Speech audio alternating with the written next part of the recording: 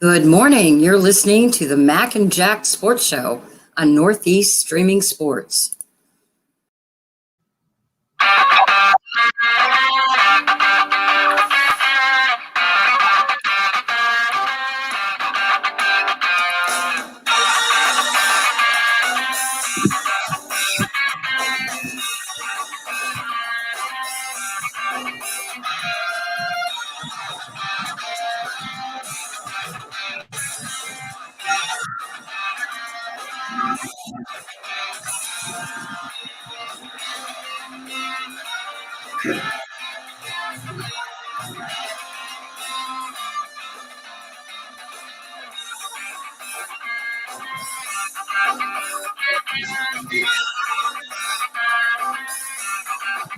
Good morning, everyone, and welcome to the Mac and Jack Sports Show, streaming live on Facebook, YouTube, and Twitch.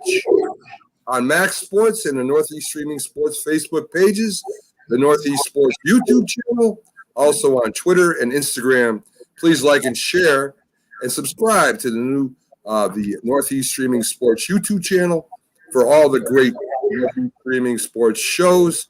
Our website is nessp.info. Check it out. Shows, info, stores, and links. I'm Mac with your co-host, Jack Hirsch, legendary boxing writer and former president of the Boxing Writers Association of America, bringing you national sports with special focus on Northeast professional sports in New York, Boston, and Philly. Good morning, Jack. How are we doing today? Good morning, Mac. How are you? I'm doing all right, Jack. I mean, up here, I know you're down in Florida right now, but up here, it's going to be 72 degrees, beautiful, sunny.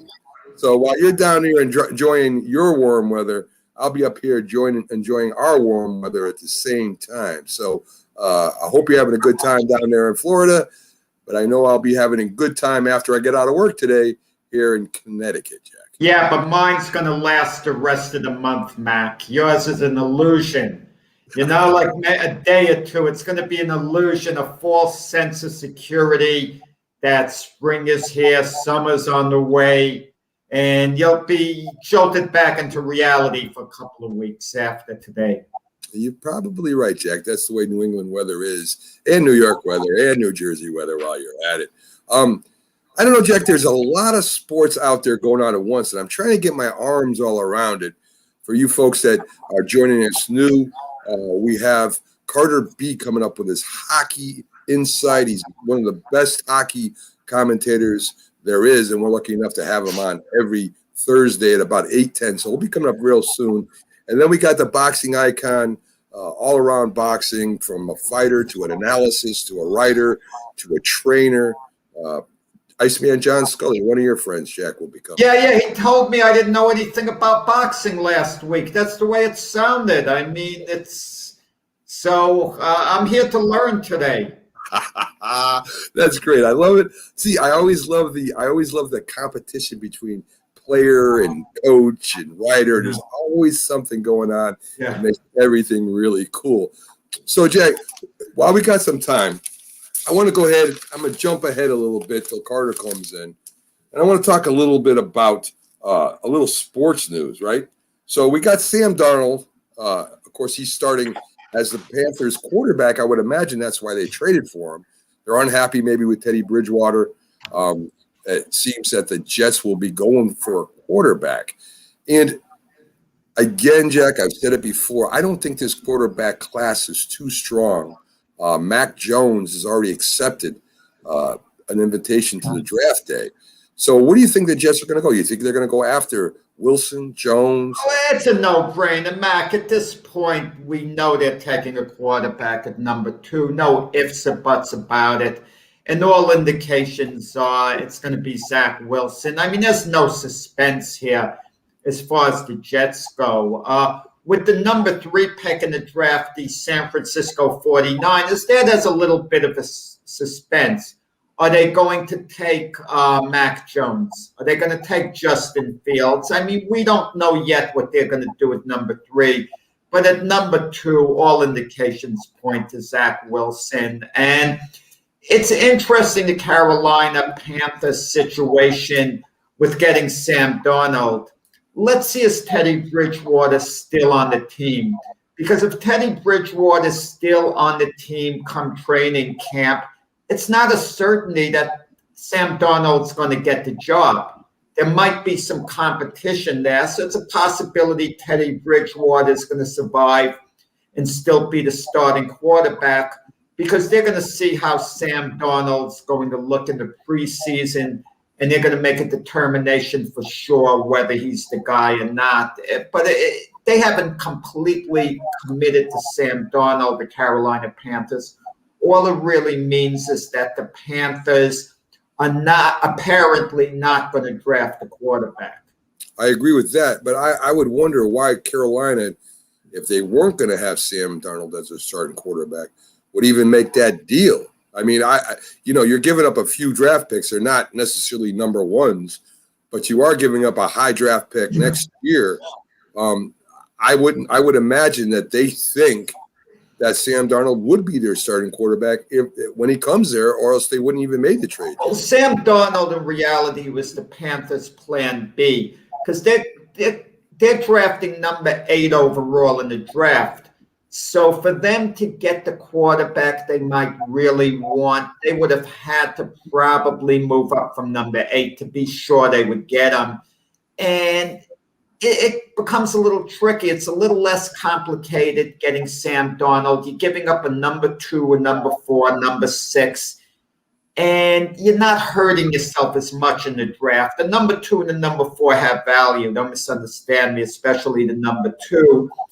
And it's like they're hoping Sam Darnold works out, that they straighten him out. And like I said, Teddy Bridgewater's still there, and it's going to be interesting. But everyone's assuming that the job is Sam Darnold's in Carolina, and it's really not completely Sam Darnold's yet. A lot of times we hear the term, it's their job to lose. It's kind of Darnold's job to win. They're putting the job out there for him and saying, Sam, go out there and win this job. Let's see what he does. It would be interesting if he has a very successful season, Jack. The Jet fans will be going crazy, especially if they draft the quarterback that doesn't work out. I don't think they should, because I think it would be a question of a change of scenery. Going to Carolina is going to benefit Darnold. He's been here 3 years. It's not like he hasn't been given an opportunity. You could blame it on injuries. You could blame it on coaching or whatever. But 3 years is enough time to, secure the job. And Sam Darnold, he had the job, but 3 years, he didn't really prove he was the guy going forward. So, the way it works. I don't think Joe Namath could have proved he was the guy for the job on that team, Jack. Judge says he's hurting. He didn't play last night. This continues to be a problem for the Yankees. There's a contract coming up with Judge. Do they get rid of him, Jack? I mean, listen.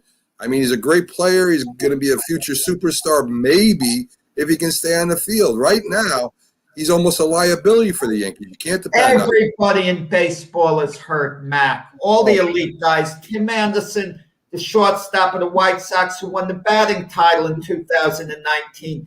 He's out hurt. George Springer, who signed a 6-year, $150 million contract with the Toronto Blue Jays, he's out. He's hurt. Cody Bellinger, the great outfielder for the Dodgers, he's hurt. He's out. James Paxton, who I was thinking maybe the Yankees should re-sign. Instead, he went back to Seattle. He's hurt. Everyone gets hurt in baseball, it seems. Baseball's about quick, explosive movements. Otherwise, you're standing around, you're cooling off. Guys are getting injured. They're pulling hamstrings. They're pulling muscles, hurting tendons. Something's got to be done in that regard. I think these guys, when they're sitting in the dugout watching the game between innings, they should be in the runway loosening up all the time. There Jack, should be movement. Jack, you tell me why this wasn't a problem in the past. Why players... They probably played hurt, Jack. They probably dealt with it. They probably they sucked it up and played like men.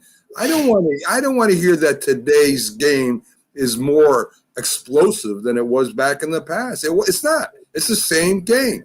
So how does Lou Gehrig, how does Junior, how do these guys play through, and they had to have pain. They have to have injuries. It was said that Lou Gehrig had broken ribs and he was still playing. So I don't want to hear all these excuses anymore. I don't want to hear you got a little problem in your back and your side. You're going to want a big contract. If I'm the GM for the Yankees, I go to him and I say, listen, if you can't play, if this year you're out most of the year or half of the year, you might be playing somewhere else next year. I'm sorry. I'm not gonna do this. There are a lot of great players that get hurt, Jack, and their season or their career goes one way or another. I'm tired of it, Jack. I'm getting tired of it. Get out there and play, Judge. Stop crying about your hurt little back. Get out there and play baseball. Mac, what I don't understand, in the good old days, our time when we were younger, players were told to run everything out. You were supposed to run hard. You would hit a pop-up to the infield. You were told to run hard. Maybe not Charlie Hustle, Pete Rose type hard, but you were told to run hard. And guys were running hard all the time. You never heard of guys pulling hamstrings.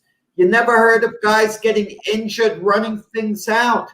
And now in this day and age, it happens. Because they didn't cry about it all the time, Jack. Last night, I saw something very disturbing during the Yankee game. It really ticked me off. Yankees are 1 run down, 2 outs in the 8th inning. Gary Sanchez hits a long fly ball to left field.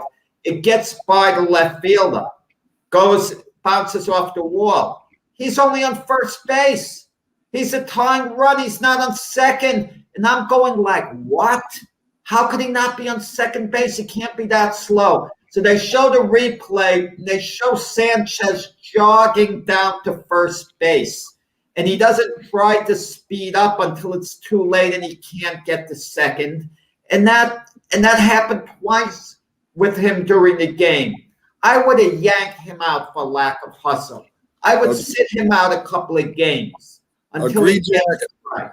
Agree. So we're gonna bring Carter in right now because of course he's got places to go and people to see. But let's bring him up. Whoa, Carter! He got places to go. I mean, we got this show here. He's stuck. He's on the contract to us. You don't run a tight ship as a coach, Matt. Carter does what the coaches tell him. What is this? I mean, it's not a country club atmosphere, this show. Carter, I'm interested in Carter's take on the big trade. Hey, listen, Jack, don't you jump me again, Jack. Don't you jump me, Jack.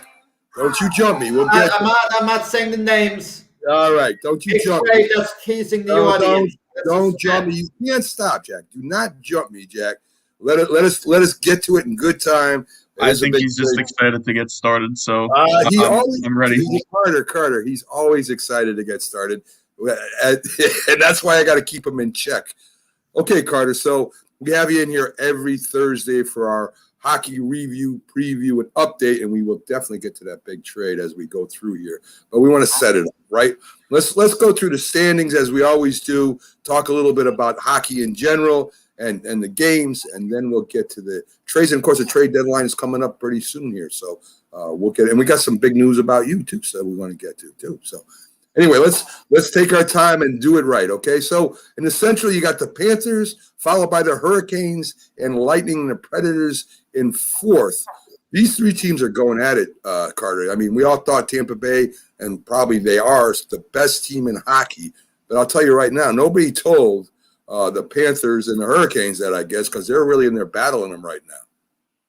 100%. And, looking at this Tampa Bay Lightning team, I do still think that they're the best team on paper in the Central Division. They've lost 2 games in a row as of late, but that's okay. I mean, every good team slumps now and again. I still think Tampa Bay is going to come out on top of this division. I think as of right now, though, it's a lot closer than a lot of people think between the Panthers and the Hurricanes in terms of competing for that top spot. I think the Lightning are going to finish number 1. I think at this point it's Florida and Carolina competing at the number 2 seed. And after that, it's really wide open for whoever is able to claim that 4th spot. So the playoff picture is coming together in the Central Division, and I'm sure a lot of fan bases in there should be excited about this final push, regardless of whatever team you're a fan of. What's still the benefit of getting the top spot? As long as you're getting in the top 4 spots, Isn't that really the main thing which counts? I understand about home ice advantage and extra game, but in reality, is it any big deal whether a team gets the top spot or not outside of pride? Good question. It depends. I think the big thing with especially that's unique to this season is the fact that there are teams that are allowing more fans than others, depending on obviously what their their local state governments allow.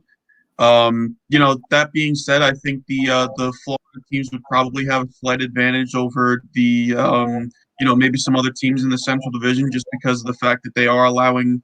I believe they're allowing close to 2,500 fans in both Florida and Tampa. Don't quote me on that, but I believe that's around the number that they're allowing as of right now. I know Carolina is around the same. I believe they're around 2,000 to 2,500. Nashville, I'm not sure of. Nashville, I know they're allowing fans, but I don't believe it's as high as the top three teams in the division. So at the end of the day, I don't know how much the whole home ice thing actually would mean if there were no fans in the building. But regardless of what sport you're playing, the fans mean everything to the players, right? There are times during the game where the momentum might be a little bit low for the home side. They're trying to get that extra boost. And regardless of how many fans are in the building, they're going to get you hyped up. They're going to start chanting. They're going to start screaming. They're going to really get those, get the juices flowing in those players, and they could make a difference down the road. So, as of right now, I think that, home ice is everything. And, we'll just have to wait and see. But regardless, it's definitely poised to be a good playoff season for everybody. So, Carter, isn't the playoff the way it's set up? Doesn't one play number 4 and 2 plays number 3? Am I right with that? That's the way it's set up this year. Yeah, usually they have a whole wild card system that's pretty hard to follow, but this year they actually decided to take it a little bit easy, and they're doing 1 versus 4 and 2v3 in each division. So that would be an advantage too. I mean, if Tampa Bay had to play, say, the Avalanche, or the Avalanche, if they had to play the second and third, the Hurricanes, in the Panthers, first round, if they were 2 and 3, that would be a lot tougher than if they had to play, let's say, the Predators. Say the Predators were there, wouldn't that be a little bit harder than playing the 4th place team? 100% it would be, and that's where I think the whole standings thing comes into play, right? Like I was mentioning before, you have those top 3 teams in Florida, Carolina, and Tampa that are really vying for that first seed. After that, it's really wide open, right? You got Nashville with 43 points, Chicago with 41, Columbus with 38, even Dallas in the background with 36. So realistically speaking, there are 4 teams right now that could be competing for that 4th seed in the Central Division. Agree. So in the West, the Avalanche are up by 4 points over the Knights, and everybody, of course, was picking the Golden Knights to win that. So that's interesting to me. Followed by the Wild and the Coyotes. Avalanche, are they for real? Are they going to take first place from the Knights this year? They are for real. Yeah, I would think they take first place in the Western Division. And in the North, and a big COVID thing happened up there, right? This was supposed to be the strictest rules in the league. I mean, that's where they played the hub games at because they were so tight. If I remember correctly, last year, they're getting hit with the COVID pretty bad up there. But you do have Toronto with 5 wins starting to kick it back in again. I think they have a 7-point lead over the Oilers, Jets, and the Canadians, of course, are losing ground, but they're still in there at the 4th spot. Right, and a lot like the Central Division in a way, right? The playoff picture is really starting to come together here in the Northern Division. The teams that are going to make the playoffs in the North might be a little bit clearer than the teams in the Central, but at the same time, it's always fun to see how the division race stretch is going to come out near the end of the season. Obviously, like you said, you have Toronto at the top of the division with a 7-point lead over Edmonton. I expected Toronto to finish the highest in this division. I'm not going to say I expected Toronto to win this division because they haven't won anything just yet. There's still a lot of hockey to be played. But on paper, I've said this before on this show, and I'll say it again. The Toronto Maple Leafs are the best team on paper in this division. Now, granted, on paper doesn't always translate to the best team in general. But with this Toronto Maple Leafs team, they have the most depth on the out of any team on paper in this division. I think after that, it's going to be entertaining to see who finishes higher out of Edmonton and Winnipeg. I know that they've been kind of jockeying for position all year in the standings. So, whichever team finishes in the 2 or 3 seed there, it'll be fun to see those two teams go at it. And then you have Montreal kind of in the 4th seed right now. I think a lot of people are underrating this Montreal Canadiens team. They are strong. They're very physical. They're fast-paced. They're hard to play against. So as of right now, it's looking like we're going to have a Montreal-Toronto battle in the first round, and I wouldn't be surprised if that series goes 6 or 7 games. You're speaking that those are 2 of the original 6 teams, and hockey used to be Canada's game. I don't know what the perception is now, but the last Canadian team to win the Cup was the Montreal Canadiens, I believe, in 1993. Wouldn't it be great for hockey if, let's say, the Toronto Maple Leafs, who you mentioned a little while ago, should emerge as a Stanley Cup winners this year? I mean, an actual Canadian team, one of the original 6, I think would give the sport a big boost. It would be amazing, not just for the sport, but for the city of Toronto, right? Yeah. Obviously, like you mentioned before, right? Hockey is Canada's game. And arguably, the Toronto Maple Leafs are Canada's team. They haven't won a Stanley Cup since 1967. So, it's been over 50 years since they've won a Stanley Cup. I can only imagine what the craziness and the pandemonium would be like in the city of Toronto if the Maple Leafs won the Stanley Cup. You saw it a few years ago with the Raptors winning the NBA championship. Yeah. And no offense to the Toronto Raptors, but I feel like they're kind of secondary to what the Maple Leafs mean to that city. And the beauty of this year's playoff format is the fact that with this Canadian division, you're guaranteed to have a Canadian team in the Final Four. So could it be the Toronto Maple Leafs? Could it be the Winnipeg Jets, the Edmonton Oilers? Nobody knows as of right now. You just kind of got to let it play out. But one thing's for sure, this is definitely going to be a postseason to remember for a lot of Canadian hockey fans, regardless of who you cheer for. So Carter, in the East, the Capitals and Islanders are tied for first. Penguins slide in the 3rd. Bruins hold on to the 4th spot. The Rangers in the last 10 games are 6-3-1, while the Phillies are 3-5-2. There was no local games last night. Today we got a bunch of them. A little bit about the Rangers. I mean, are they going to have a shot this year and maybe getting in that top 4 spot if they keep playing the way they're playing? See, the Rangers are a very weird team with me. That it seems like whenever I finally start to believe in them a little bit and I finally start to think, okay, maybe this team can start to contend for a playoff spot, that's when they go ahead and lose 3 or 4 straight games. So it's very hard for me to get a beat on how the Rangers are playing as of right now. Like you said, they've been very, very good in their last 10 games at 6-3-1. I think the big thing with the Rangers, though, and I know a lot of people might not feel this way, but this is something that I've been thinking about for a little while now. I don't know if it's that big of a deal if the Rangers are going to make the playoffs or not. Now, hold on for a second. I know a lot of you Rangers fans out there are going to, call me a bit of a goof for this, but, with the New York Rangers, they're a very young team. They have a lot of youth on their roster, right? Obviously highlighted by Capo Caco and Alexis Lafreniere over the past 2 drafts. You're looking at this team on paper. They're the youngest in the NHL, right? And obviously, considering they brought in Artemi Panarin before the 2019-2020 season, he's been as good as advertised, if not better. And I think he's really accelerated this whole rebuild for them. That being said, I do think they're a little bit ahead of schedule. I don't think anybody really saw them competing for a playoff spot as early as they did, not just last year, but this season as well, right? I think the thing with the Rangers is, you're not going to get into the playoffs just based on winning games alone. And I know that sounds silly to say, but the Rangers aren't in a position just yet where they can rely purely on themselves winning games to get themselves in the playoffs. You're going to need help from teams like the Pittsburgh Penguins and the Boston Bruins to start dropping games in order for the Rangers to move up. I think the thing that's not really working in the Rangers' favor right now is the fact that the Bruins have 2 games in hand on them. But at the end of the day, those 2 games in hand don't really matter unless you win them. So it'll definitely be entertaining to watch down the stretch. I don't know if I'm picking the Rangers just yet over a team like the Penguins or the Bruins, but I definitely think that they're going to make some noise near the end of the season. How are the Penguins doing it with all their injuries? They're in the third spot, and their coach, Mike Sullivan, has done an amazing job. I mean, all the guys that have been hurt, and they're in the playoff position right now. Yeah, it's been incredible to watch, and I think the big thing with the Pittsburgh Penguins, I know a lot of people picked them to miss the playoffs. Granted, I know a lot of people picked the Philadelphia Flyers to finish a lot higher than they're currently doing right now, but with this Penguins team, I had them in the playoffs all from the start, and I think that's for two reasons in particular.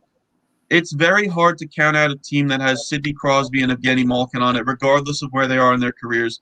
Yeah, they might be getting up to their mid to late 30s as of right now, but this is still a good Pittsburgh Penguins team, and as long as they have Crosby and Malkin in their forward core, they're going to contend for a Stanley Cup. And I think, like you said before, Mike Sullivan has done a fantastic job at rallying his troops. He's done a fantastic job at implementing this next man up mentality that's really put the Penguins in a good position, and they're getting rewarded for all of their hard work. I'll tell you who hasn't had the next man up mentality, the Philadelphia Flyers. At this point, I think they're cooked. They got shut out by a goaltender with the Bruins, Jeremy Swayman, who was making his debut, shuts him out. I just think there's no coming back for Philadelphia this year. I think they're basically cooked. It's funny when we're looking at the standings here because you guys just asked me about the New York Rangers, and I said, look, I think that they're going to make some noise down the stretch. I think they'll miss the playoffs by a few points, but I don't know if they'll get in. With the Philadelphia Flyers, I don't know if I really see that in them. I think that a lot of things that could go wrong for them this season has. I don't really see them as a team that's going to contend for a playoff spot down the stretch. Do I think that they'll maybe push within a few points of the Rangers, vying for that fourth seed? Maybe, but I think they've struggled quite a bit this year. Why? I'm not really sure. I don't know if it's maybe just Vigneault has lost the locker room. Maybe it's just Carter Hart and Brian Elliott are just off their game mentally. They just can't get back into it. Or I don't know if there has to be something that happened either in the offseason or before the season started that, is affecting this Flyers club. Because I think I speak for everybody when I say this. I expect the Flyers to be, competing for the top seed in the East, not just for a playoff spot in general. So, I don't know. I guess it's a wait and see type game for the Flyers and their fans. So, Carter, let's get to that big trade, a huge trade for the Islanders, right? I mean, you guys pick up Palmieri, you pick up Sajak. I mean, you give up a first-round draft pick next year, but I don't think that really matters. I think those two players are going to be really, really good for you guys when it comes to the playoffs. I would think that you're up among the best right now in the league. I would agree. And, I have the trade up right here. So the Islanders acquired Kyle Palmieri and Travis Zajac from the Devils in exchange for A.J. Greer, Mason Jobst, a first-round pick in 2021, and a conditional pick in the 2022 draft.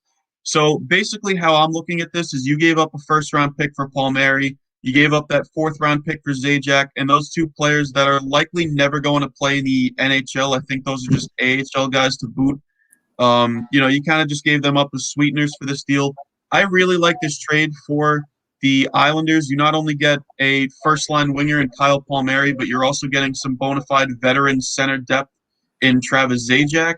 I really, really like this move for the Islanders, and I thought that something big was coming after the Anders Lee injury.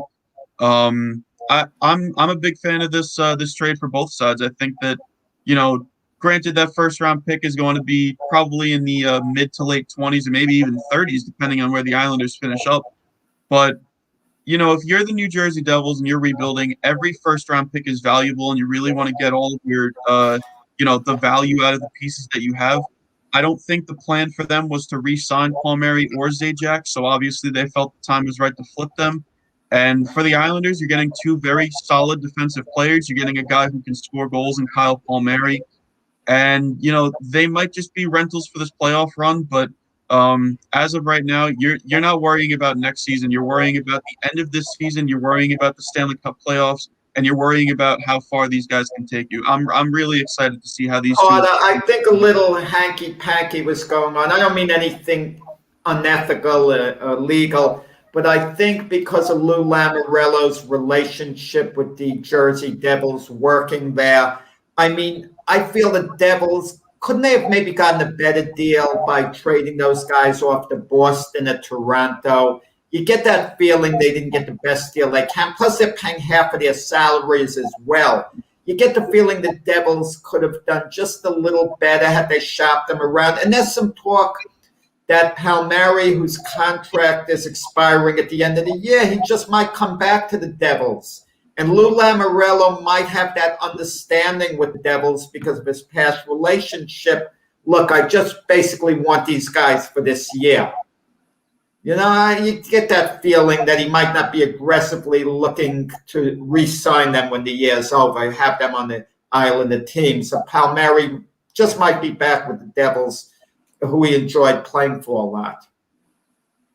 Right. I think the big thing with that, like I said before, you're not really worrying about what's going to happen in the offseason. You're worrying about the end of the season this year. You're worrying about the Stanley Cup playoffs. And I think the big thing with Kyle Palmieri is I'm excited to see how he's going to fit with Matthew Barzal. I do think that Lou Lamoriello has the intention to at least talk to them about re-signing. I don't think that he'll just let them walk in free agency for nothing, especially if you give up a first-round pick. I mean, I don't know how it works in other sports per se, but a first-round pick in hockey can be quite a bit depending on how deep the draft class is. So, you know, at the end of the day, this is purely a hockey move that I think will help the Islanders big time come the Stanley Cup playoffs. I definitely agree with that. And, you know, once you start playing on a team, and if you go, say they make a run at the Stanley Cup, you know, who's to say that they wouldn't want to stay? I mean, they haven't been playing with the Islanders yet. So we'll see what happens with that. Do you think the Capitals make a move? I mean, the Capitals are in this. Did the Capitals make a move at the trade deadline? If they do, I don't think they make a big one. I think that if anything, it'll probably be either a depth defenseman or a goaltender. Maybe I would try and pick up a goaltender at the deadline just because you have two guys in Ilya Samsonov and Vitek Vanacek that really don't have any playoff experience.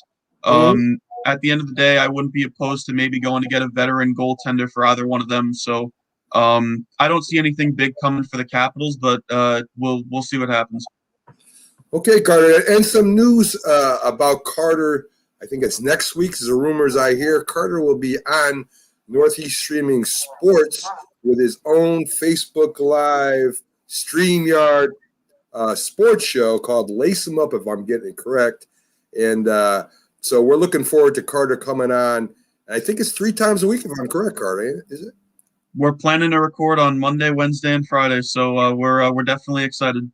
Go get him, Carter. I love ambition. There's nothing like it. So, folks, you'll be seeing a lot more of Carter, and you'll be getting schooled in hockey a lot more as he covers. Are you going to cover all hockey on these shows, Carter, or is it? Yeah, all hockey is the plan. Obviously, you know, given the name of our network, we're going to try and narrow it down to the Northeastern teams in particular. But covering all hockey is definitely the plan. Beautiful. What's the date of the? Do you know the date of the NHL draft, Carter? The NHL draft or the trade deadline? Excuse me. Are you asking for the draft or the trade deadline? Yeah, the draft. When's the draft this year? Draft, I want to say it's sometime late July. It's not for a while still, so I want to say it's the 28th. I think is round 1. I could double check on that, but I'm not. Yeah, because the NHL draft, you know, it just is a lot quieter than the NBA draft or the NFL draft. But then come to think of it, Major League Baseball's draft isn't that exciting. It's normally not in the news that much either. But it would be good to see the hockey draft have the same suspense. You know, imagine having mock, you know, NHL drafts going on all the time. That would be actually good for the sport. It's ridiculed in football to an extent, but people still love it, and it does bring attention, you know, to the draft. Well, we might be getting them now, considering it's on ESPN. So we'll see what happens with that. They're going to market it, yeah. All right, Carter, I want to thank you for coming in. We'll see you again next Thursday. Good luck on your new Facebook show. We're looking forward to seeing it over there on Northeast Streaming Sports. So have a great day, a great weekend, Carter. Thanks a lot. Thank you, guys. You too. So there you go, Jack. I just want to clarify a remark. When I mentioned the words hanky-panky, I retract that with Lou Lamoriello. What he did was ethical, making that deal. What I meant to say, he had a relationship with the Devils, having worked for them. So that kind of maybe, I think, gave him a little edge in pulling the deal off. And he's a brilliant hockey man, Lou Lamoriello, obviously. He did a heck of a deal for the Islanders. So, kudos to him. There you go, Jack. Hank, there's nothing wrong with hanky-panky, Jack. No, I didn't mean it the way it sounded. It sounded wrong words. My apologies. Hanky, there's nothing wrong words. Please. He's not listening to this show anyway, but if he was, I'd want him to know I have the utmost respect for him as a hockey man. Okay, all right. Backstage right now, folks, we have our Thursday weekly edition of one of the best boxing minds in boxing, Iceman John Scully, former fighter, analyst, writer, also now training one of the light heavyweight champions. He's trained champions before, so let's bring up the Iceman and see how he's doing. How you doing today, Iceman? Hey, John. How you doing?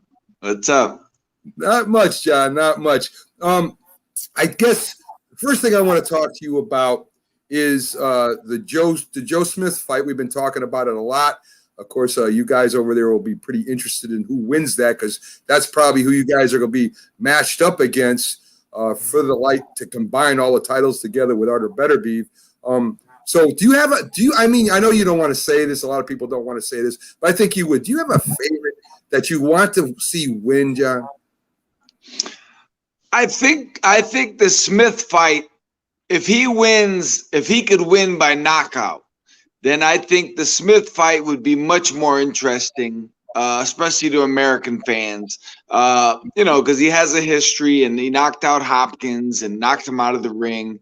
And, I think it would be like I've said all along, the Bivol fight for Arthur is the biggest fight in the division, but the Joe Smith fight is the biggest fight in the division. Like it's going to be a war, for as long as it lasts. It's going to be more exciting. It's going to be something that people would, once the hype machine got going, again, provided Joe wins by knockout in this fight, people are going to be talking about it in a more excited way. I think they'd be interested in a Bivol fight, but they'll be talking about a Joe Smith fight.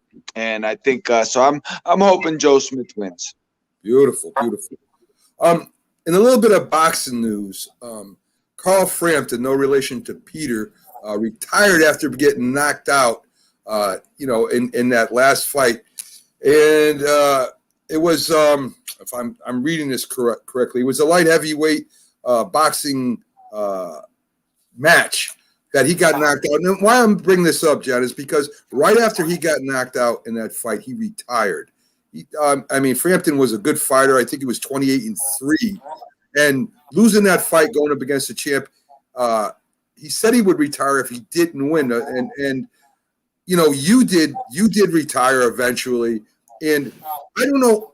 I don't know in boxing if it's the same in other sports, right? I mean, when I played football, I kind of was forced to retire because I got injured, if you will. All right, I didn't have a chance to push on. But in boxing, you get injured, but you have a lot of time to come back and fight again if you choose to. I mean, you can rest, you can train again, you can come back. So what is that decision to retire? I mean, is it really a retirement, or is it a postponement, or is it something that you just want to gather yourself? That's what I want to know about boxers, because again, they can fight again in 2 years, depending on the injury, of course. I mean, when do you absolutely know that you're going to retire in your mind and you're done? Well, two things I'll say. One is, whenever a guy starts talking about retirement before a fight, like when a guy says, after this is my last fight, I'm going to retire. He's already retired. Like, he's already done. Mentally, psychologically, he's already checked out. That's a dangerous spot. The other thing is, and I've learned over the years, and I can give you a very specific example. You shouldn't interview. you have to interview a guy right after a fight. I don't take anything a fighter says right after a fight, to the bank. They say the crazy, and I'll give you a perfect example. Anyone who knows me, anyone knows I never cared about the money. I would have boxed for free. I would have boxed when I fought Michael Nunn. I got paid good, right? I would have fought for free. I would have fought Michael Nunn for no money. It wouldn't have mattered to me. I just wanted to fight Michael Nunn. When I sparred Roy Jones and they paid me the first week, I didn't know what it was. I asked the guy, "What's this for?" He goes, "Well, that's the paycheck." I said, "Oh, cool, all right." I would have done it for free. I didn't even think about the money. So I got interviewed after a fight on USA Tuesday Night Fights. I won the fight. It was one of my best fights in my career. I was excited. I'm in the ring. It's right after the fight. And they said, I think it was Al Albert or Sean O'Grady interviewed me. And they were like, "Oh, what do you think? So what's next going forward?" And they say, I just want to get in the game and get some of those big fights and make that money and then get out of it. And to this day, I have no idea why I said that. Not a clue. I think completely the opposite. Like, I wanted to box for 100 years. I'm still sparring. I sparred 15 rounds the other day, last Monday. But I said on national television, I want to get in, make that money, and get out. I don't know why I said that. It's so far from the truth. It's just mind-boggling. And that's when guys are right after a fight, they say things just off the spur of the moment. They don't, they're a little nervous, whatever it is. So he may retire, but I wouldn't bank on it. I bet if you ask him now, I bet you 10 times in the last 5 days, he's changed his mind. He's thought about coming back. He's thought about ways he could come back and do better next time. So John, I wouldn't count him out. I've interviewed so many fighters, elite fighters, okay, during the prime of their career. And I ask them a common question: how long do you plan to continue to box? They go, 1 year, 2 years at most. 12 years later, they're still fighting. Roy Jones Jr., I have an article from when he first turned pro. And I laugh at it. He goes, they said, it was a KO magazine interview. He had about like 15 fights, and I'll never forget. And he said, this is a game for young men. I probably won't fight past the age of 30. And that was when he was about 23. Now he fought when he was like 49 or 50, Yeah. So it's definitely different. Well, look at Mike Tyson, Mac. John, age 55. This morning, he's calling out Holyfield and Lennox Lewis. He wants them both. Wow. Yeah. You get rejuvenated. Fighters, I've had times in my career when I hated boxing, and I said to myself, I don't want to fight anymore. Like, I hate boxing. I don't even want to fight. And then 6 months later, I feel like I'm 25 years old again, and I can't wait to start over. So, again, I don't listen to anything fighters say because we always change our mind on a daily basis. Ryan Garcia and Javier Fortuna agreed to terms to fight. They're facing. They think the winner's going to face Devin Haney. So they have agreed to terms, John. There's no date yet or anything, but supposedly they're going to go at it. Do you think that fight will be good? And, of course, Devin Haney waiting for him. Do you think that's something that we can hang our hat on to see some? Well, Haney is fighting Jorge Linares, too, a fight he should win, but Linares is a respected former champion. But with those, do you see that a good series maybe opening up down there at that level? Yeah, for sure. That's a great weight class. And, you still have Lomachenko in there, and you have different guys. I mean, that's a great weight class. I think those guys are, other than social media, I think like Devin Haney, other than social media, I don't think he's very well promoted. I think, these guys are very good fighters. The talent level and the intrigue and the potential for great fights is off the charts in that weight class, for sure. John, you've been very involved with the amateurs. tell me about this mentally. Devin Haney fought Ryan Garcia a number of times in the amateurs, and Haney got the better of it by all reports, okay? Does that stick in Garcia's head now that he's an elite pro? He's, working his way, really to a truly elite status. Would he want to go back in with Haney, or do they think back to what went on in the amateurs? I mean, if I've learned anything over the years, sparring doesn't mean anything in the grand scheme of things, and unless you're winning, you're scoring knockouts. If I knock you out in the gym, or if I knock you out in an amateur fight, that may mean something. But as a rule, you're about 17 years old, 18, maybe 16. In the grand scheme of things, it's totally irrelevant. Like what happens in the amateurs. And I could give you a million examples of something that happened in the amateurs, and then the two guys fought 8 years later and the exact opposite happened. So I wouldn't put any stock in it. It's good for publicity. It's an angle where they can argue about it on a talk show, but in reality, it doesn't mean anything. So we have discussions now. Per source, Pacquiao is in discussions with Terrence Crawford. June 5th is the target date, John. What is this? I mean, I know Pacquiao has been a great fighter. I mean, he's up there in age right now. He's a big name. I guess you get big money for fighting him. There's no way he's as sharp as he was when he was younger. So besides the money, I mean, why is everybody always wanting to fight Pacquiao? I mean, I know it's the money, but is there anything besides that? No. They want to get millions of dollars. I mean, like, he's a lottery. He's a walking lottery ticket. It's unbelievable, like how you can fight him. You get worldwide fame, instantly. But the thing is, I'll say this much to his credit. I mean, if you watch Pacquiao's last, 3 fights, 4 fights, forget his age. He looks good. Like if you didn't know who he was and you said, hey, I know this 25-year-old Filipino guy, check him out. If you watched him, you'd be like, yeah, this guy's really good. Like he's really good. His age is it's proven now. I don't know necessarily why. maybe there's reasons why, but his age has been a non-factor. But how does he beat Terrence Crawford? Pacquiao at his peak, maybe he doesn't beat Terrence Crawford at his best. We don't know. Crawford hasn't had that truly major test. Okay, but Crawford's so talented. I don't see why Pacquiao would want this particular fight. He's Pacquiao. Like he you know what? I'll say this much. People complain about Floyd Mayweather. They say, you're not fighting these guys at their best and this and that, blah, blah, blah, blah. Pacquiao's willing to fight Terrence Crawford.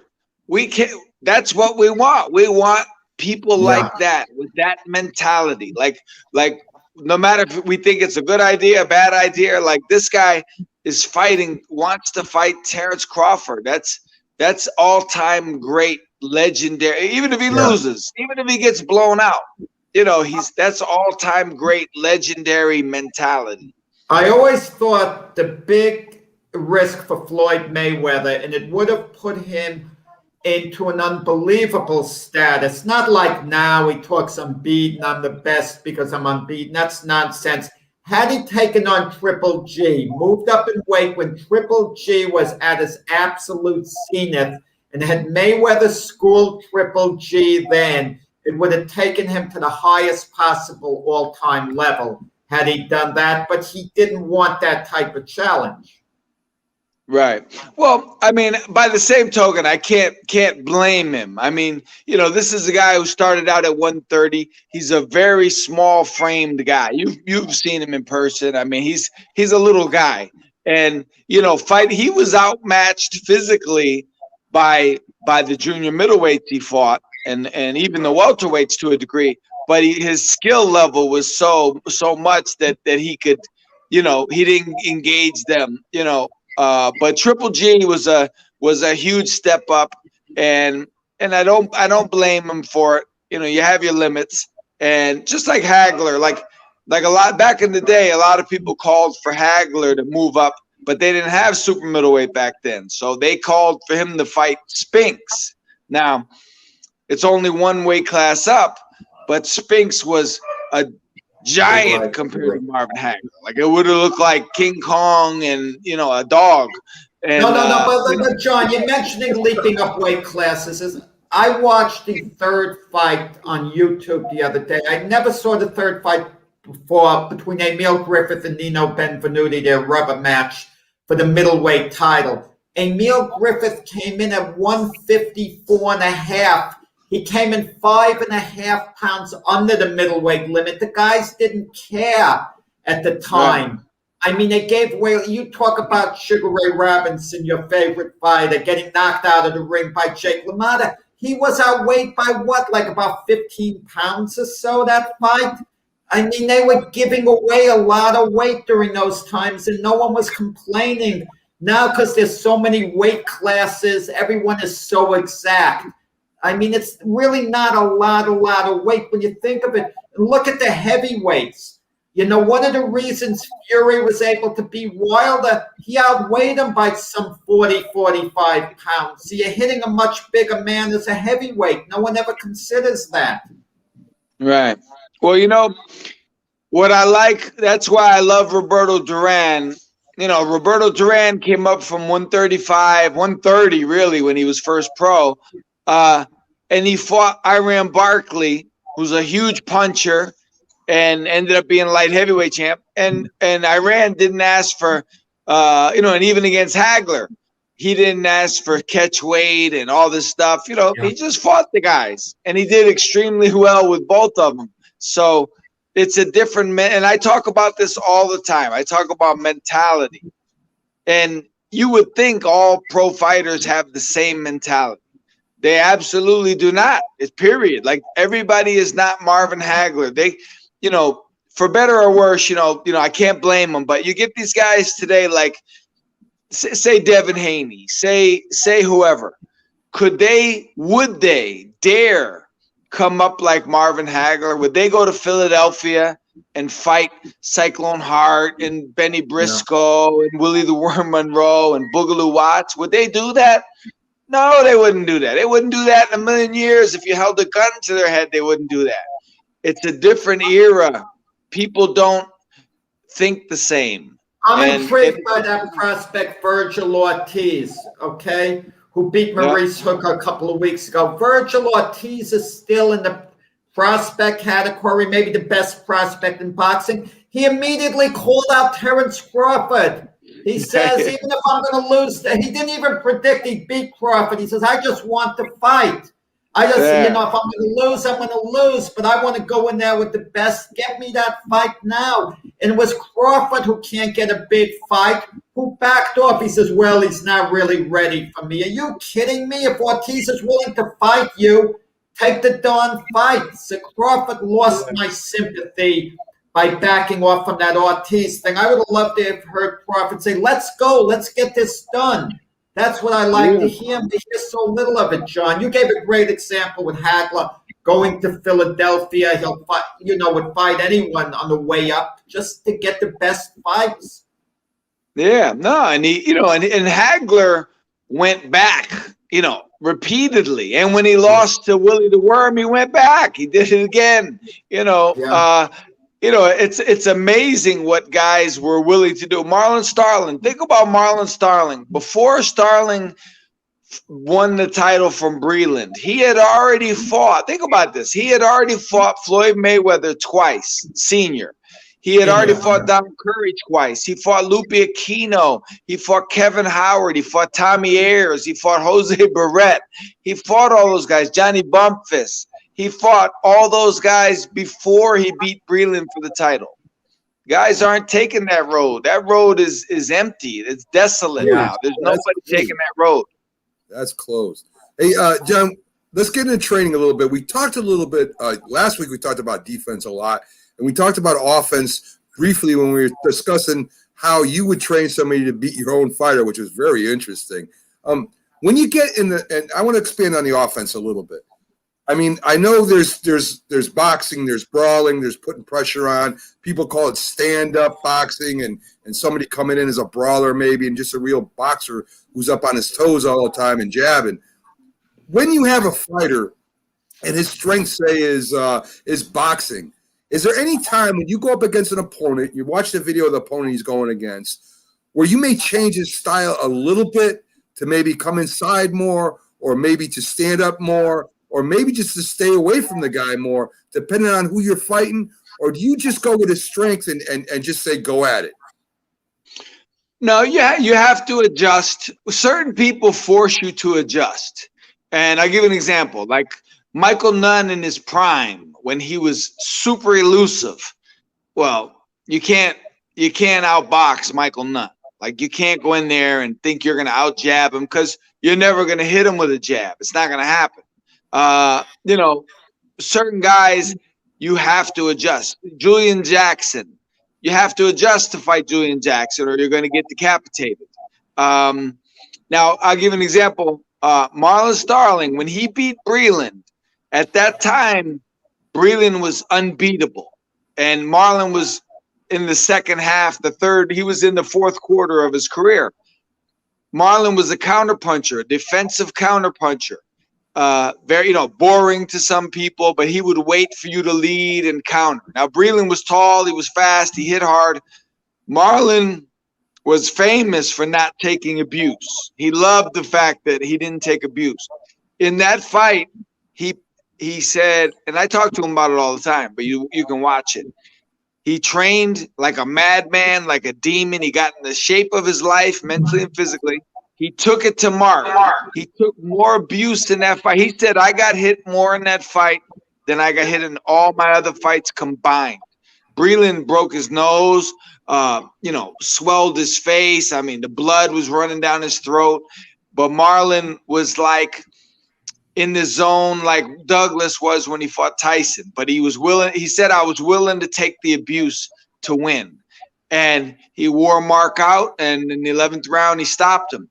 Marlon Starling never would have beat Mark Breland under any other circumstances. He had to go out of his character. He had to take abuse. And that was, Marlon hated abuse. Like he laughs about it. He said, I don't want to get hit. He goes, I never wanted to get hit. I was scared to get hit. But with Mark, he realized I can't beat this guy unless I put myself out there and go through the fire. So now everybody's not willing to do that, but if you have to beat certain people, you have to adjust to beat them. And right. Sometimes you don't have the ability. Starling said no one could beat Breland if it was a 3-round fight, right. But to just keep pressing. But he did get some abuse. Tommy Hearns, as I recall, broke Marlon's jaw in sparring. So that wasn't too pleasant, but Right. Well, he had Marlon actually had an impacted wisdom tooth, and it broke or whatever. But I will say one thing. Marlon has told me this 20 times. He said Mark Breland had the hardest jab of anyone he's ever been in the ring with. He said Mark Breland punched harder with just a jab than anybody else's right hand. He said, including Tommy Hearns and Virgil Hill in sparring. And that was interesting, John. In their rematch, Breland mentally was intimidated in the early going because of result of the first fights. Starling got off to a great start. Breland came on at the end. The draw was disputed, but it just showed you the mental aspects, because Breland wasn't nearly as confident the second time around. He had to kind of gain a little confidence as the fight went along. Right. Yeah. Oh, yeah.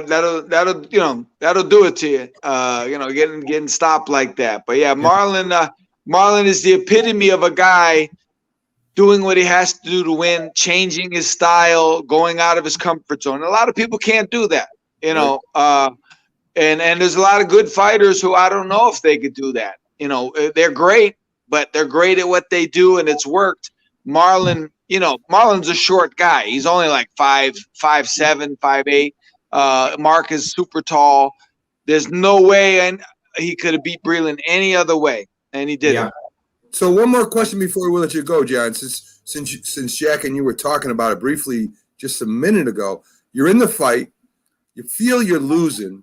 Do you make adjustments right during that fight? I mean, you see what's going on. The fighters press. Do you change your style during the fight? In other words, if you're getting hit a lot, do you press more maybe to get inside more? If you do it, I mean, do you got to do this on the fly sometimes?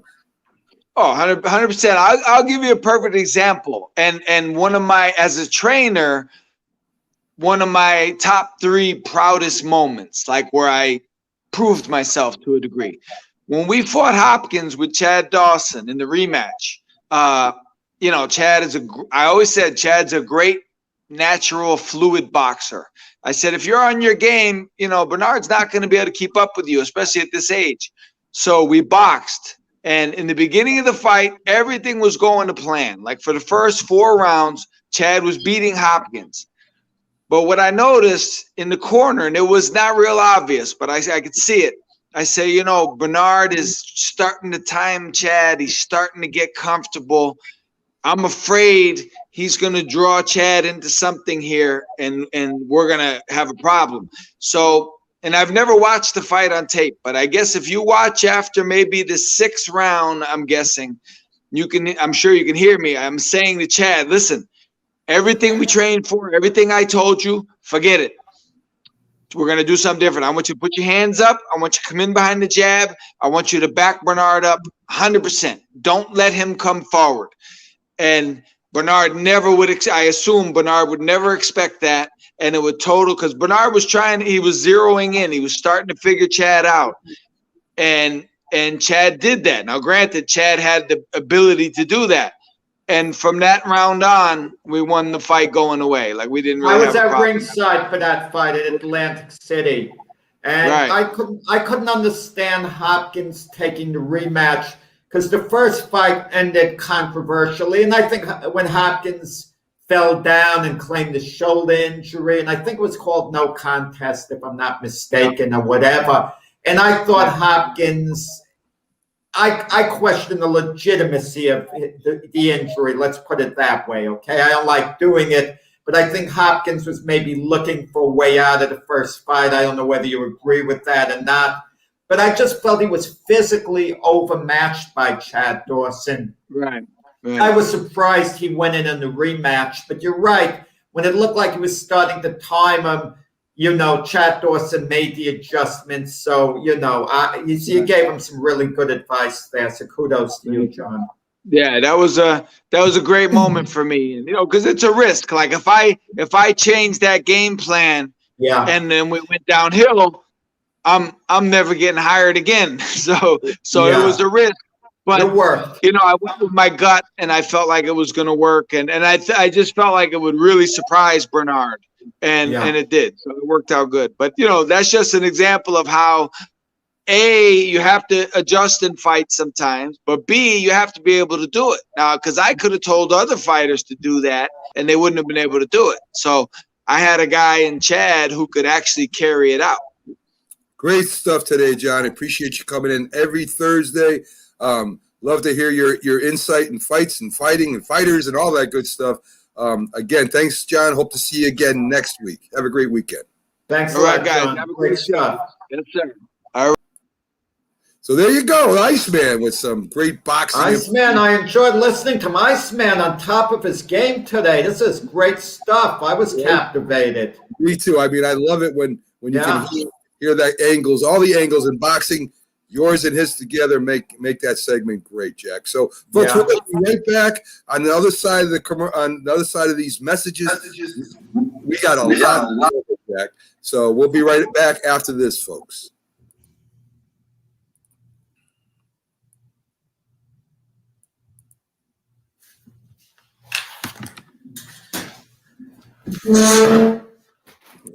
If you served honorably in our nation's armed forces and you're looking for a way to continue serving your fellow veterans in your community, then join AMVETS. Each year, AMVETS members volunteer millions of hours at VA healthcare facilities from coast to coast, helping to improve the lives of their fellow veterans through the VA Voluntary Services Program. AMVETS posts and departments also participate in a wide variety of community service projects, ranging from Americanism in our schools to supporting the Special Olympics and Boy Scouts of America. If you no longer wear the uniform today, you can still still served through the AmVets by joining today at amvets.org. Hi, Grandma. What's for dinner? Hey, honey, I'm making stew tonight. Ooh, can Nina come over? I'm not sure about our new friend. I wonder if there's been any drinking going on. Alcohol at her age can lead to so many bad things. I've been meaning to ask you, what would happen if someone offered you a drink? Grandma? This is hard. She's so young, but I know I need to talk to her about it now before someone tries to give her alcohol. If anyone ever does offer you a drink, I want you to say no. I have too much respect for my family, and I don't want to get in trouble. Okay. Really? I promise, Grandma. I love you too. Okay, how about tasting this stew and telling me what you think? Some children may try alcohol as young as 9 years old. It's not too early to talk about drinking. For tips on how to begin the conversation, visit underagedrinking.samhsa.gov. That's underagedrinking.samhsa.gov. This message brought to you by SAMHSA and this station. When you hear the word asthma, you probably think of shortness of breath, coughing, or inhalers. Lots of things can trigger asthma, but the fact is that asthma doesn't just attack, it can kill. But with proper medical management, asthma is controllable. If you experience shortness of breath, wheezing, tightness in your chest, or persistent nighttime coughing, you may have asthma. See your doctor and get the facts. You'll breathe easier. For more information, call 211 Info Line. A message from the Connecticut Department of Public Health, keeping Connecticut healthy. You talk and they will hear you every single time. Oh, we're getting killed. Yeah, well, Kyle's not here. How come? Kicked off the team. Didn't Tim tell you? Found some other kids stuck while drinking beer in the park a couple of nights ago. Really? Yeah. 0 tolerance. He's out for the season. Come on, it's a first offense, right? That we know of. But why should that matter? He knew not to drink. I made it clear to Matt, that's what we expect from him. What have you said to Tim? Nothing really. You know, a lot of kids try it at this age, so. Yeah, well, a lot of kids don't try it too. I'm not saying that Matt's gonna be this perfect kid, but if I don't tell him what we expect and why he shouldn't drink, how's he gonna know? You think kids that age really listen? They never admit it, Bill, but they hear more than you think. Talk. They hear you. For more information about talking with kids about underage drinking, visit underagedrinking.samhsa.gov.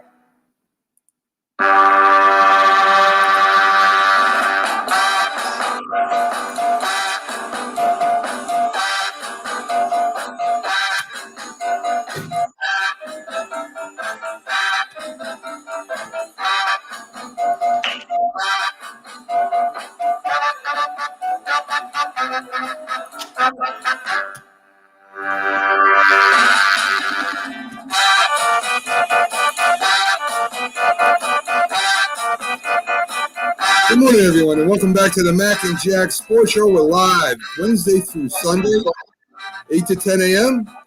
And I'm your host, Mac, with your co-host, the legendary boxing writer himself, Jack Hirsch. As we kind of go down the road of sports, Jack, we just had Carter B on with our hockey review, John Scully on with our boxing update and news, and we just got a lot more sports to get to. So, guys, stick with us as we go through all these sports updates. And Jack, I'll tell you, there was so much sports overnight, NBA, MLB, and we're going to get to all that right now. So, Jack, I want to see a show one time. You get on there and say, there's absolutely nothing going on in the sports world, Jack. What can we talk about? It's really quiet. There's nothing noteworthy going on. How are we going to do that show, Mac? How are we going to fill in 2 hours if nothing is going on? I mean, you got to find something. Would you talk about golf, the PGA tournament? No. Isn't that about to begin? Yes, I mean, are we going to switch to certain other sports? I mean, are we going to do MMA instead of boxing? I don't know. I mean, it's rugby. Maybe. I mean, maybe we would try something like that. I'm not golf, though, Jack. I will not sit there for more than 5 minutes and talk about golf. I can't do it, Jack. I just can't pull myself to do that. But we do have an NBA update, Jack. So let's get to that. The Wizards beat the Magic 131 to Wizards beat the Magic 131-116. Big game by Russell Westbrook. Very good game. The Pacers beat Minnesota 141-137. Darius LeVert coming over from the Nets is, making his mark there. It sure is, as the Nets clobber the New Orleans Pelicans 131-139. Zion Williamson had an off game. Yes, he was kept under control, Jack. Let's put it that way. Kevin Durant came back, Mac, 5 for 5. Yeah, we're definitely going to talk about that. The game itself, as after we get through these, Rockets 102, Rockets 102. Rockets won a game. Yes, they did. The Celtics slipped by the Knicks. The Hornets 113, Thunder 102. Denver keeps winning 106-96 over the Spurs, and the Phoenix Suns outlast the Jazz in overtime 117-113. So as you said, Jack, the Nets completely destroyed the Pelicans. You had, Kyrie with 24, Aldridge with 22, and Durant comes off the bench with 17 points, Jack. Mac, it's a revolving door policy. Harden goes out with the hamstring injury. Durant comes back in the lineup recovering from the hamstring injury. The whole thing is have them all ready to play at the same time come playoff time. And if the whole net team is healthy, I don't see anyone beating them. I don't see anyone beating them if they're all healthy come playoff time. But it's a question whether they'll be there, won't be. Durant came in off the bench. They eased him back in. He went 5 for 5 from the field, played well. He seemed happy, ready to go. It's been a long time.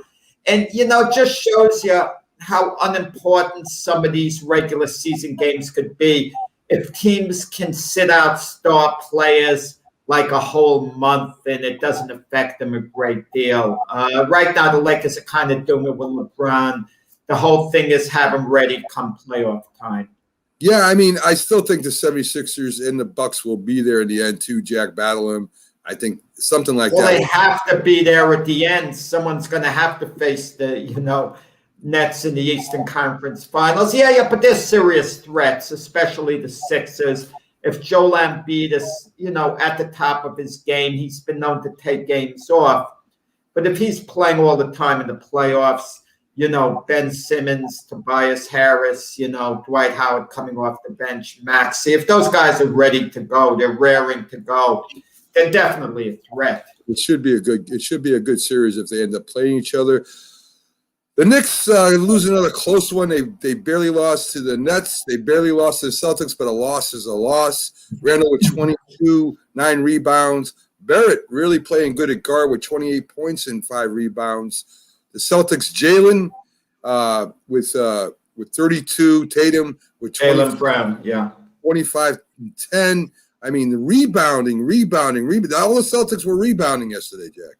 Then the Celtics went ahead of the Knicks in the standings. The Knicks in a very kind of unusual position. They're not guaranteed of making the playoffs. They're in the 8th seed right now. But, they're only 2.5 games ahead of being in the 10th seed position. Okay? Because the Pacers and Bulls are right behind the Knicks. They could catch the Knicks, but also the Knicks are only 2 games out of the 4th seed position. So with the Knicks, they can finish anywhere from the 4th seed to the 10th seed. I don't think they're going all the way down to the 4th seed, for example. They're not going to beat out a team like Miami. I don't think they'll beat out the Celtics when push comes to shove. But the Knicks have to be careful because if the Knicks fall out of the 8th seed and they don't make the playoffs, can you honestly say the year's been a success? Okay? Can you honestly say that? You can say, well, Thibodeau's developed talent. Knicks got to make a playoff position, even if they get swept in the first round. That's their season, whether it's a success or not, making the playoffs.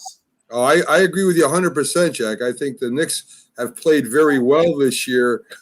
They're going to have to. I don't know if they're tired or because of Randall playing so much. Maybe he's a little. I don't know. Randall's been carrying the team. Barrett has come along wonderfully. with all these young players who we thought were going to make the nucleus of the near future, I'm not that sure. I'm not sold on Quickly the way other people are. He has a couple of good games, and people were calling him their point guard of the future. He's not a point guard, and he's not really even a shooting guard to me. I'm just not sure. And Obi Toppin really hasn't developed. I'm not giving up on these guys. I understand that they're young. Maybe they will develop, but we can't say that they absolutely will. I mean, Barrett's come along wonderfully. There's a player, okay? He could form a nucleus for the Knicks' future along with Randall, but they need more than that. Oh, I agree, Jack. I agree with 100% what you just said there. Quickly might be a great bench player. Who knows? I don't know if I don't think he's going to be a star. He might be the second coming of Dennis Smith also. Right. I agree. I mean, listen, I don't care if you're young or not. You still gotta show some things of consistency at least, and he hasn't done that yet. So I agree with everything you just said there. And I look at the box scores, Mac. Obi Toppin, I see the same line every night. He plays like 11 minutes, maybe gets 1 rebound, 1 assist, shoots 2 for 4 from the field. I mean, you know what the box score tells me a lot of times with a rookie like Obi Toppin? What kind of confidence does Tom Thibodeau have in him? Tom Thibodeau knows much more basketball than I'll ever know. He knows his personnel much better than me. He sees them in practice. I trust what he does. And if he's not playing a guy much, it tells you an awful lot. And especially a rookie who was drafted number 5 overall in the draft like Obi Toppin, him not getting more playing time, that's kind of revealing to me. Yeah, and unless there's some injury we don't know about, Jack, I agree with you 100% there too. I mean, this guy should be in there contributing, at least contributing off the bench a lot more than he has. So, more minutes at least. Yes, I agree with that 100%. So we got, of course, we're going to go over a little baseball here, Jack, as we move into our second week of baseball and a lot more weeks to come. So let's take a look real quick at some of the locals. The Phillies, they beat the Mets 8-2, and we have again starting for them and pitching a real good game for them. Nolan, who kind of shut down the Mets bats. I don't know. I don't know about the Mets really. I know it's very early. It's maybe their third game because of the COVID, Jack. But the Mets bats last year led the league with their hitting and their batting average. Maybe the Phillies are going to make a little run here, Jack. So let me get this straight, Mac. You're making an evaluation on the Mets after 3 games. Yes, Jack. After 3 games, you're saying, look, they've got problems. Yes. They've played 3 games. They're 1-2, and they've got problems. Yes. Okay, listen, the Atlanta Braves hadn't won a game until yesterday. They swept the Nationals in a doubleheader.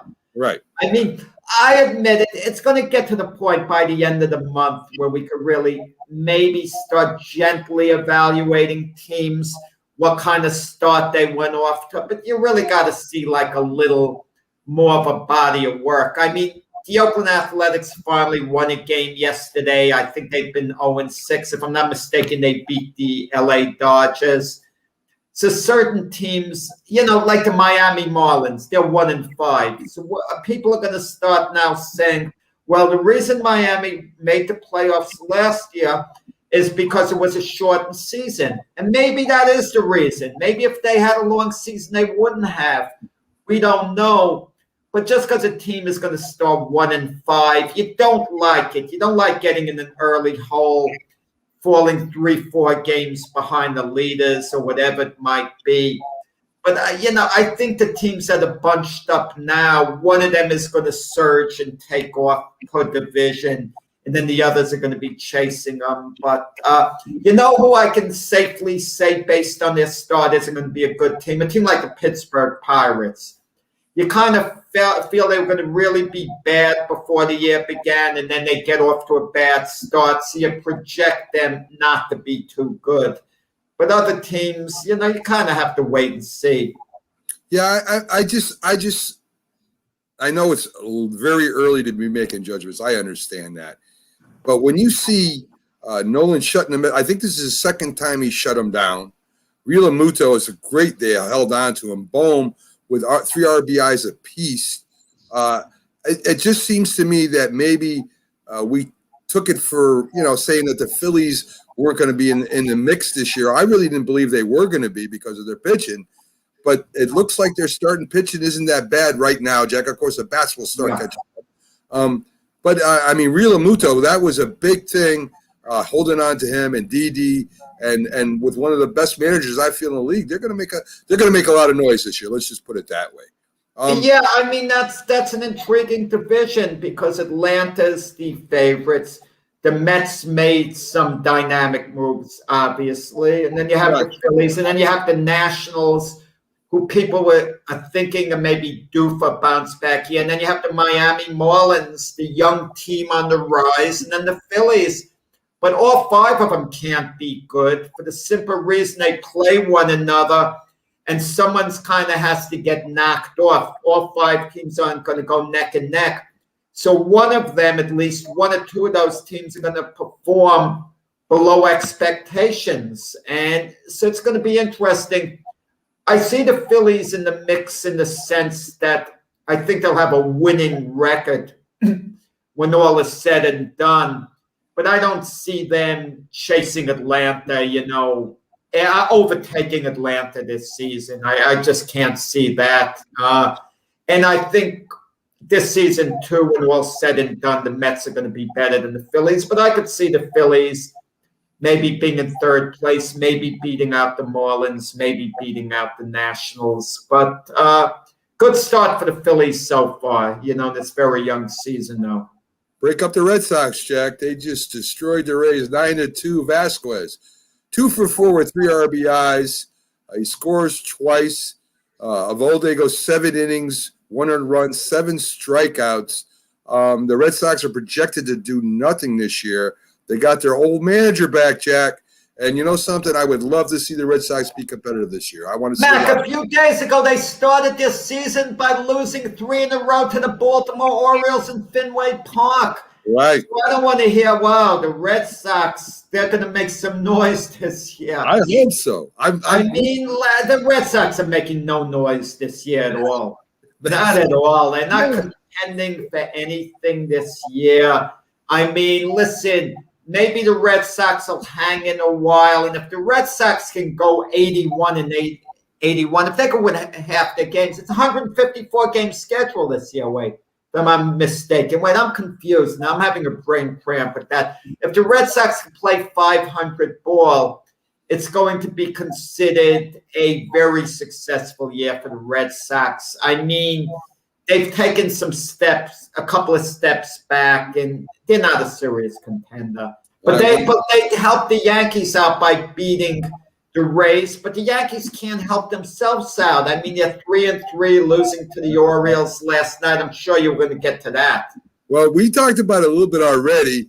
Judge not playing because he has a hurt side or something like that. They lost in OT and baseball OT, extra innings. Torres has a terrible error. We talked about this in the beginning of the season. They signed DJ, but what happens with Torres? Torres stays at shortstop. He came up as shortstop. But it seems as in the big leagues at the major league level, no AA, AAA, at the major league level, he's having problems at shortstop. So what do the Yankees do if Torres continues to be a defensive liability over there? And what do the Yankees do with Judge, Jack? Mac, I think we got it all wrong in the beginning of the year because we thought Gary Sanchez was going to be the storyline. All eyes were going to be pointed at him, what kind of start he gets off to. And that hasn't been the case. It's been on Gleyber Torres from opening day when a ground ball went over under his glove. He didn't field. Yesterday, he makes a throwing error. I don't see Gleyber Torres in practice. Does he have upside there, the ability to improve? But he played a full season at shortstop last year, didn't perform. The talk was, well, maybe he didn't come to camp in shape. Maybe he wasn't as dedicated. How's a young player not dedicated? Yeah, I get tired. That's a bad sign. And he's gotten off to a rocky start on the field. What do you do with him? He has a good bat. You can't make him a DH. Okay? Where do you move him? I mean, you just can't make him a DH. You're not going to put him at third. Yeah, John Carlos Stanton's your DH. You can't move him to second base as natural position unless DJ LeMayo goes to first base in Luke Voigt's absence. That's what I kind of wondered about. I would have liked to have seen that. But they're putting Jay Bruce there, who doesn't have a good glove at first. Why not have LeMayo at first base and Torres at second base in the meantime, and maybe Tyler Wade at shortstop? I don't know. But they want Gleyber Torres to work through these problems. But meanwhile, he's hurt the team with his glove in a couple of games, last night being one of them. Well, I've heard move him to third, but I don't know how you move him. No, you can't. You can't. No, you can't take your Urshela off third base. You're taking a Gold Glove caliber fielder off third base just to accommodate Torres because he's a liability there. And we don't know what type of third baseman he would be anyway. I agree. And you can move from shortstop to second to first to third. It's hard, very hard for a base player like a first baseman or a third baseman to move to shortstop. It's a totally different fielding angles and all that stuff. I mean, you can't do that. So I still think they should have went after Didi. I think Didi would have came back to the Yankees and at least have been safe having a real shortstop on the team. I don't know, Jack. I don't know. It was a numbers crunch. Had they signed Didi Gregorius, who wanted to come back and move Gleyber Torres to second base, DJ LeMayo would have had to have played first base to play full time. And that means what are you doing with Luke Voigt? Trade him. Right. Well, maybe that would have been the best move in the long run. But Luke Voigt had such a great year. And Luke Voigt is not a good first baseman, but at least he improved a bit last year. Okay? Yeah. He went from terrible to below average. Okay, but that was improvement. Okay, and maybe he keeps playing first base and just keeps getting better. At least he's showing improvement, something Gleyber Torres isn't showing at shortstop. Listen, there are moves that could be made down the line. I'm sure they're looking at your Urshela situation thinking, well, if we don't re-sign him, I think Brian Cashman is looking long-term. Then we move DJ LeMayo to third base and Gleyber Torres to second. And there are going to be some great shortstops on the market next year. I mean, there's going to be Corey Seager. There's going to be Carlos Correa. Guys are going to be available. Can you imagine the Yankees signing Carlos Correa after the controversy with the sign stealing? I mean, baseball's strange. I always say today's enemies are tomorrow's friends. That's what happens. So I could see the Yankees possibly signing Carlos Correa. That would be wild. That would be. That definitely would be, Jack. I don't. Do you think that Carlos Correa would want to come to the Yankees? Yeah, absolutely. If the money's right, he absolutely would. Listen, remember, Garrett Cole was a member of the Astros. Okay, not that last year, not the year the Astros won the World Series, but he was a member of the Houston Astros, and he came here and he didn't have the backlash. Listen. Cities just want to win. He becomes a member of the Yankees. The Yankees are going to cheer him. I mean, listen, the Yankee fans gave a nice ovation to Domingo Germán, coming off an 81-game suspension for domestic abuse. Yeah. The best thing they could have done for Germán was the thing I would have preferred was complete silence when he came back. That would have been the proper thing. But they would have been better off booing him than cheering him, letting him know what you did was wrong, and then let him ease his way back in as the years coming along. You gently cheer for him when he's doing successful things on the field. Good point. What do we do with Judge if he's hurt again this year, Jack? Do we keep him? Well, listen, Aaron Judge is, I don't want to say the face of the Yankees way Derek Jeter was, but he's the closest thing to Derek Jeter's Derek Jeter. He's a heck of a player. I don't know, Jack. Sign him, you do it, and you try to play him as much as you can. I'm all for re-signing him, but these long-term deals, they come with a lot of risk with an injury history. But Mac, it seems like nearly everyone's getting injured. I don't know about that, Jack. I know Judge had a great rookie year. He's been injured since then. And listen, I don't care how great the man is. I know he's a great ball player, but he's got to be on the field because without him, the amount of that the Yankees team depends on him in the outfield. And you said he's not diving for balls. If he's not going to dive for balls, if he's going to get injured, if he does, then maybe it's time to say goodbye. Even though I hate to do it, I mean, I hate to do the possibility how great he can be. But as in Gale Sayers' case, you can be one of the best in the league and get hurt and not. Mac, it's easy to say move on from Judge, but he's got to get replaced. Yeah. And I mean, what are you going to do? Replace him with a player like a Jackie Bradley Jr.? I mean, that doesn't really do it. It's got to be. And the Yankees didn't go after George Springer. 6 years would have been too many years to give out. A player who's in his 30s. And to me, I think you take a chance with Judge. You ride him out as much as you can. He's a very hard worker. You try to keep him on the field best you can. But I don't think there's any better alternative out there. And it's also re-signing him. What type of contract is he looking for? Well, his agent's and it's got to be something that the Yankees are comfortable with as well. Well, we'll see what happens. Folks, we're going to take our last time out for today. We'll be right back on the other side. Still a lot of sports to get to. Stay with us, please. If you served honorably in our nation's armed forces and you're looking for a way to continue serving your fellow veterans in your community, then join AMVETS. Each year, AMVETS members volunteer millions of hours at VA healthcare facilities from coast to coast, helping to improve the lives of their fellow veterans through the VA Voluntary Services Program. AMVETS posts and departments also participate in a wide variety of community service projects, ranging from Americanism in our schools to supporting the Special Olympics and Boy Scouts of America. If you no longer wear the uniform today, you can still serve through the AMVETS by joining today at amvets.org.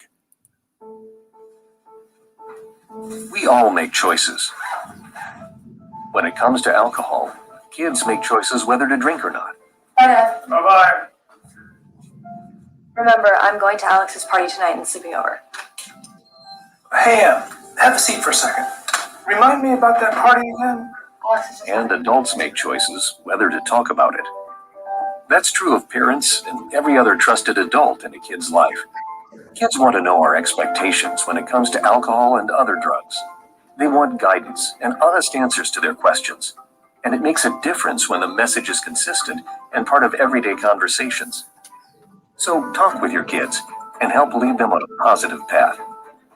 Because when you talk, they hear you. For more information about talking with your kids about underage use of alcohol and other drugs, visit underagedrinking.samhsa.gov.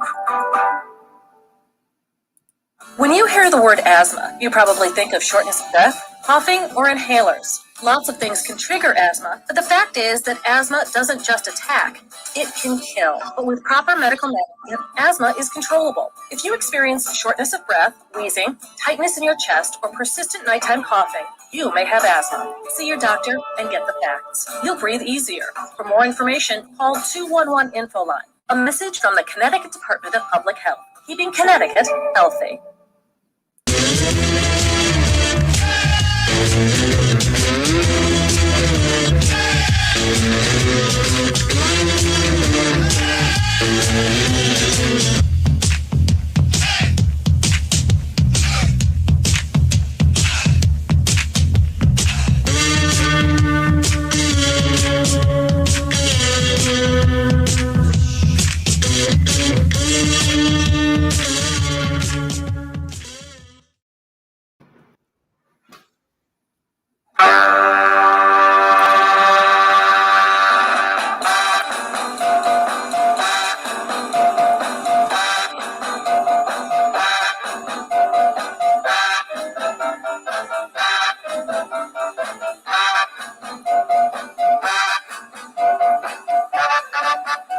Good morning, everybody. Welcome back to the Mac and Jack Sports Show. We're live Wednesday through Sunday, 8 to 10 a.m.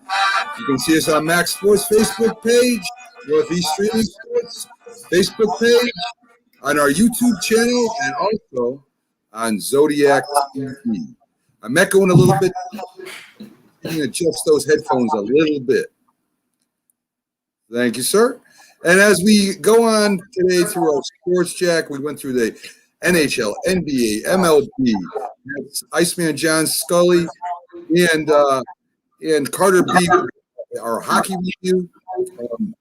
We're going to go ahead and get to a little bit more sports news here as we continue on with our sports show here today, Jack. So in the NFL draft, Mac Jones was among the first to accept the invite to the 2021 draft room there, along with North Dakota State quarterback Trey Lance, someone you don't hear a lot about, Florida's tight end Kyle Pitts, Alabama wide receiver Devontae Smith, Penn State linebacker Micah Parsons, and ex-Florida State Micah Parsons. That's it for that. So some of the bigger names that will be there on draft night, Jack.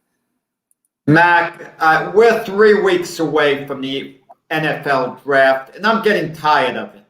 I love the mock drafts, but I am getting tired of it. Let's get it going.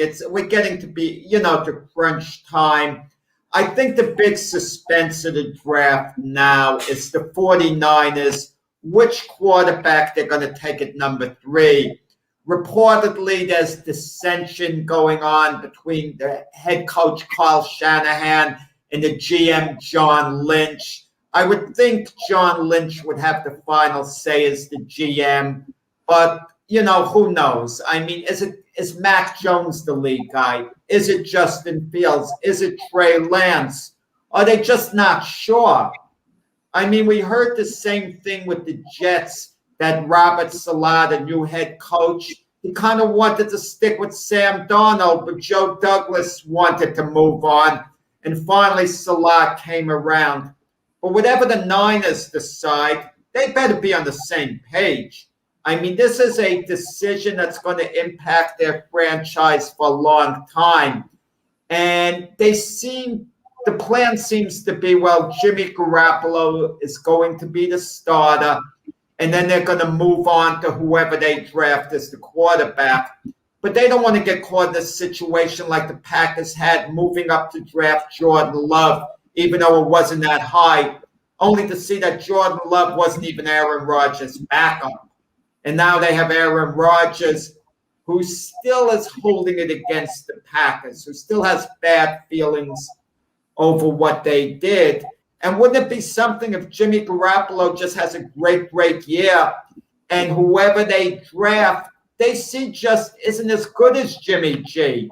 And in the meantime, they've mortgaged their future in part by giving away 2 number 1s and a number 3, to move up from number 12 in the draft. So it's very intriguing who they're going to pick. And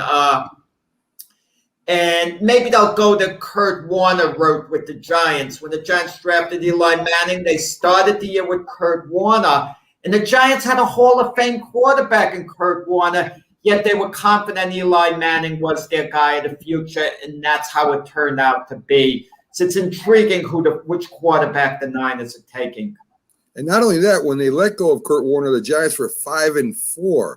So they had a winning record when they sat him down, and they said if Eli Manning struggles, we're putting you back in. And Kurt Warner told them, no, I'm not going back in. It's now Eli's team. So you are 100% correct here. The 49ers moving up might have put themselves in a position that they may not be too happy with as the season goes on.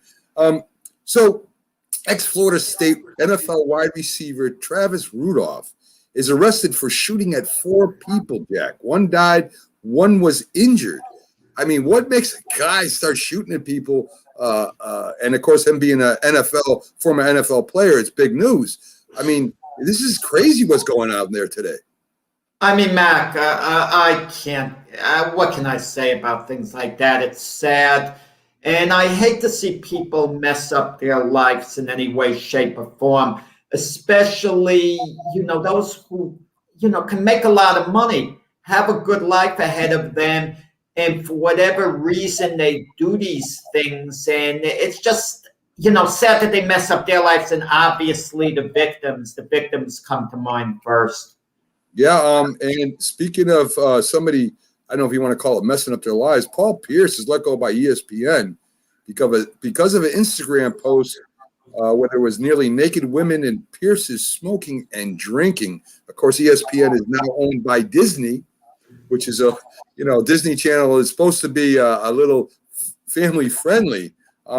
I don't know, what does this do for Paul Pierce's future? Well, let me tell you something. Should Disney have taken action? Yeah, I guess so. But in reality, Paul Pierce shouldn't have been fired. He should have been suspended. Does he have a history of going against what Disney wants? If he does, then he should get fired. But if it's one incident, he's playing this tape, him with the alcohol, the women, suspend him. Suspend him, and that's where it should have ended. I mean, suspend him for 90 days and allow him to come back. I think if it's a tremendous talent, if that was Stephen A. Smith, for example, he wasn't going to get fired. He would have gotten suspended maybe for a couple of weeks or something, and then he would have come back and apologized, and it would have been over. Obviously, Paul Pierce was expendable because he's not as big a talent on ESPN. I mean, you think about it, and this always blows my mind, Jack. You have these guys that post things on social media. I mean, don't they learn from anybody else? Don't they look at this and say, why would that guy do that? And then they end up why would you do that? I mean, fine, you want to have a party, but why are you letting this thing be filmed and be posted? I just don't understand. Keep off social media, keep off Twitter, because they don't realize on an impulse, they're going to post something. They're going to be in a good mood. They'll post it, and then all of a sudden, it'll have a dynamo effect, and it's been known to ruin careers. These guys don't get it. Why? I mean, the things that they post, especially the position that they're in. Yeah, I mean, I just don't get it, Jack. I mean, Derek Jeter had it best when he had parties. Everybody's cell phone goes in a basket. You don't get it till you leave. And if you can't do that, you got to go home. And how does Derek Jeter know they don't have a second cell phone? Maybe they frisk him too, Jack. But Derek Jeter's way is right. Everything is private. You could be, this is what annoys me. You could be sitting there in your own home. You could be having a conversation. You could make a complete joke, but it comes across as inappropriate, a complete joke, and then they post it, and then someone can, their career could be damaged, and you have to be ultra conservative wherever you are. I mean, you could be in a restaurant and someone could try to tape in the next booth, just joking around, taking something out of context. Yeah, but this was in his control, Jack, I think. Paul Pierce was foolish. He put down something real. He should have known better than to post that, but it only merited a suspension. It didn't merit him being fired from his position. I kind of agree with you there too. Watson, we know what's going on with Watson. There's pressure a lot of pressure now being put on the NFL as women are coming out in public now instead of kind of hiding it as Jane Doe's. They're coming out and they're going public. People are seeing them and hearing from them. I don't know. The NFL's got to do something now, Jack. I want to praise the NFL for gathering all the evidence, not rushing. It's the off season. What are you going to suspend Deshaun Watson from? What? There are no games going on. So there's no need to make any type of decisions right now. Let it play out a little more with all the evidence involved. But I'm going to say this. This has been going on a while. Too many women have stepped forward. It's virtually impossible not to have a bad impression of Deshaun Watson's conduct, as much as we want to keep an open mind. But when more than 20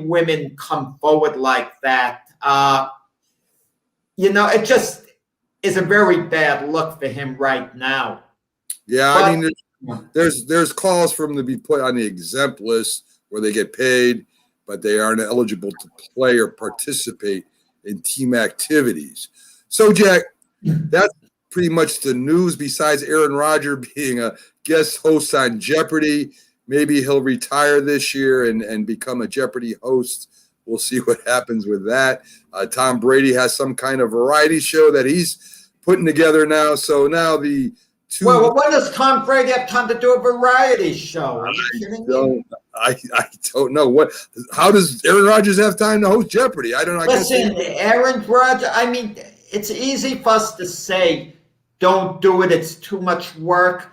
But what happens if it's work he enjoys, it relaxes him, rather than just hang around? I mean, how do you quarterback the Green Bay Packers and host Jeopardy? Because Jeopardy alone you'd think's a full-time job. But if it really relaxes him, I mean, it's maybe it'll help him play better. Maybe it'll keep him a little sharper. Jeopardy's a game that keeps you sharp, right? It keeps your mind sharp. I guess. And I just flipped through all our guests to let people know real quick who we have on. I don't know what the heck I was doing there. Yeah, what was that? I thought Robert Butler's coming on as, at this late time as a no, but he will be as a guest. I'd welcome him on now, but we're kind of towards the end of the game. You're using Robert for mop-up time now in the show. Has he been demoted? No, he's the one that closes out the act, Jack. No, we're gonna go ahead and do one of my favorite segments that we do at the end of the show, Jack. This Week in Sports Sunday, Mac. Yeah. This Week in Sports Sunday is one of my favorite shows, Jack, that we do. I'm calling it Sunday, but instead of that, let's do this day in sports history. I'm ready for whatever. You got to make adjustments. Like Scully was saying, you got to make adjustments during the fight. We hadn't trained for it, but he made the adjustment and it worked. Right. Chad Dawson against Hopkins. We're making this adjustment now. We haven't worked on this. Yeah. Robert Butler's watching. That's cool.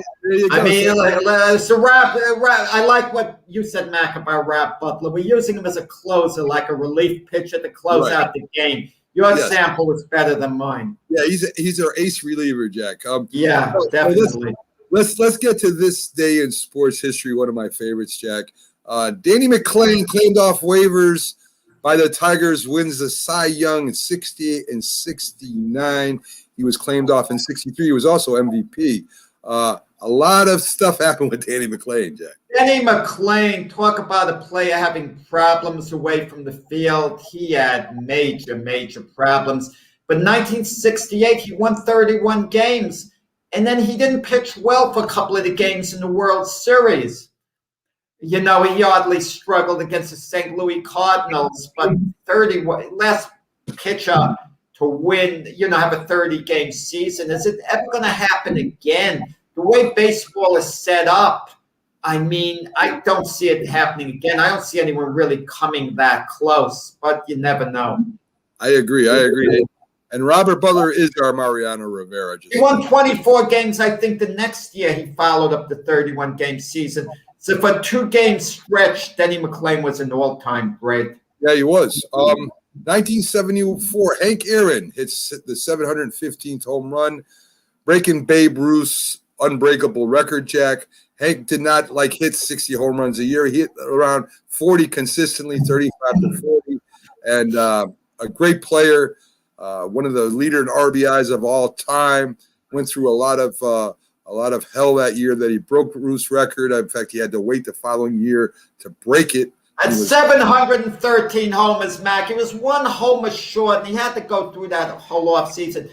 Hank Aaron wasn't only a great player, he was a great human being. I wonder what Hank Aaron would have been saying about his beloved Atlanta, having the All-Star game taken away from Atlanta. I don't want to speculate what Hank Aaron would have been saying about it, but I would have been interested in his opinion more than anyone else's about the game being taken away from Atlanta by Major League Baseball. Yeah, I mean, not only did Hank Aaron get abused that off season when I think it was 300,000 something ridiculous pieces of mail that was sent to him, He became an executive in the Braves organization too, Jack. So, I mean, that's a good question. What would Hank Aaron think, even though this is supposed to be about the voting laws and restrictions? What would he think that the Atlanta Braves, especially if he was a player, and maybe going to the All-Star game? I don't know. I'll tell you what it did me to the great Hank Aaron. He was a Cleveland Brown fan, and he put on a disguise, and he was in the dog pound, cheering for the Cleveland Browns, and the fans didn't even know they had royalty there because he was in disguise. Finally, someone noticed him and said, "You're Hank Aaron." And he said, "No, I'm not." And they said, "Yes, you are." And they gave it away. And he couldn't go back there because he couldn't enjoy the game and watch the game because the fans, would be all over him there. And he wouldn't get that privacy. But what's amazing, he could have been in the owner's box in Cleveland, but he wanted to be amongst the fans and catch the game that way. That endeared me to him a great deal. We don't talk about that a lot on the show, Jack, because, these guys make not Hank Aaron at the time, but I guess at the time you could say he made a lot of money for that time. But these guys aren't just ball players. They're superstars, and they're stalked, and they're revered, and they can't go out and enjoy what we can enjoy, just going and watching the game and nobody bothering us. I guess that's the price you pay for all that fame. Money, Mac. If Hank Aaron was a free agent, he's a right fielder. Would you have moved on from Aaron Judge and signed Hank Aaron? If you were the Yankees, would you open up your checkbook and give him just about anything he wants? Would you give him ridiculous money, Hank Aaron, as your everyday right fielder for the next 10 years? Well, there's one thing for sure. He would make as much as Aaron Judge would get offered, and he wouldn't worry about diving for a baseball. That's for sure, Jack. So. Oh, don't take a knock at Aaron Judge. Aaron Judge plays hard. He's just trying to be healthy. It's part of the plan. The team doesn't want him diving on certain balls. And believe me, it bothers Aaron Judge a lot because Aaron Judge has been known to give up his body. It's hard for him not to dive, to use restraint.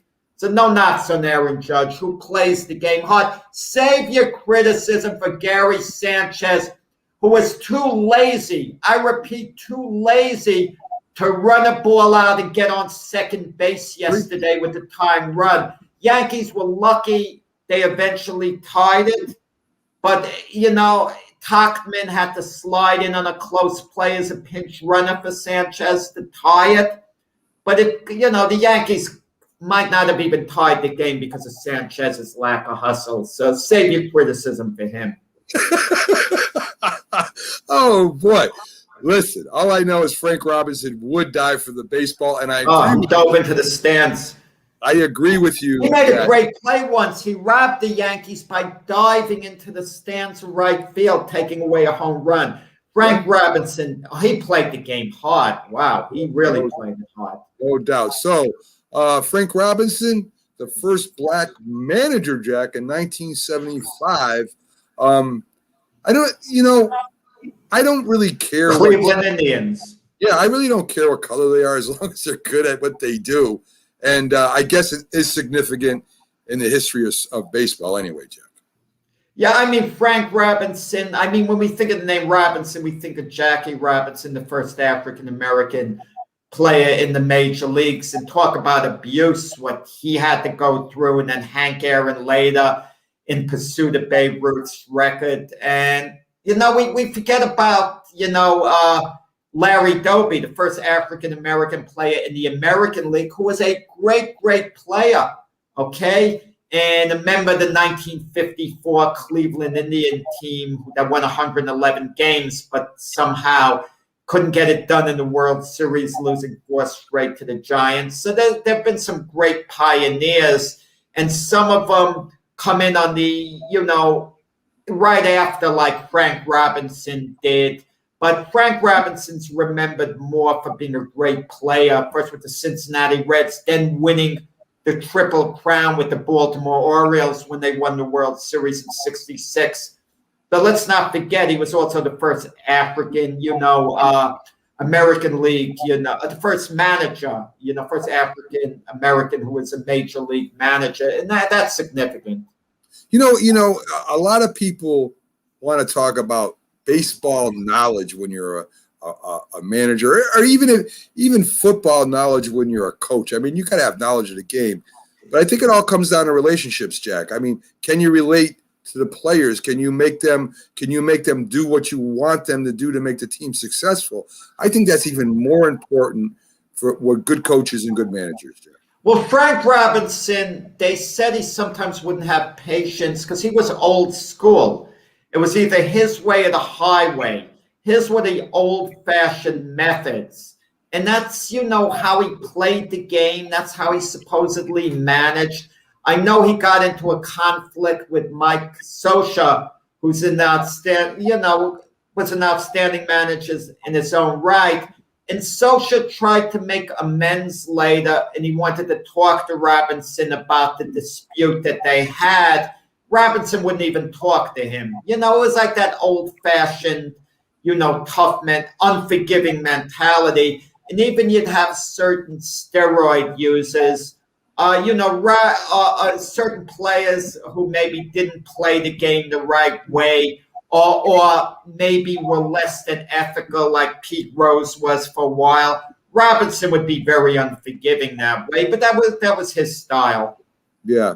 I mean, I agree, but I still think that communication and to be, I mean, you got to be part almost psychologist or psychologist or psychiatrist to get through to the players. I know, like I said, a lot of the old school coaches that were very hard on their players had some kind of relationship with them, that they knew what buttons to push and what not to, who to bother and who not to. And that's why you hear the football players of the very strict Vince Lombardi, football players under the very hard-nosed Bill Parcells, and even Tom Coughlin. Michael Strahan loves Tom Coughlin, and a lot of people he rubs the wrong way. So I don't know if it's so much old school, Jack, as it's what buttons to push, who to yell at, who not to yell at, or if it's some kind of relationship, a daddy figure, or maybe it's a big brother figure. I think these coaches know how to do everything when it comes to all the players. Listen, I remember Chuck Daly, the great coach of the Detroit Pistons, saying some players you could just yell at and they will, they can't take that criticism. Okay? You see, you have to be very gentle with them. And then he said that one of his players, John Sally, he could say anything to, and Sally would just laugh it off. So it's all like an individual thing. But Bill Parcells was great. You mentioned his name before. The way he got the Giant players all basically on the same page. He was the boss. What he said went, and they liked it. He was like very businesslike in that sense. And Bill Belichick was the same way with the players in New England. You don't hear a lot of dissension. It's hard to get everyone to. It's called buying in. And the great coaches get the players to really buy in. That's why I like that young Miami Dolphin coach, Brian Flores. He seemed to have gotten the Dolphins to buy in. Well, yeah. Joe Judge, for now, young team, he seemed to have gotten them to buy in.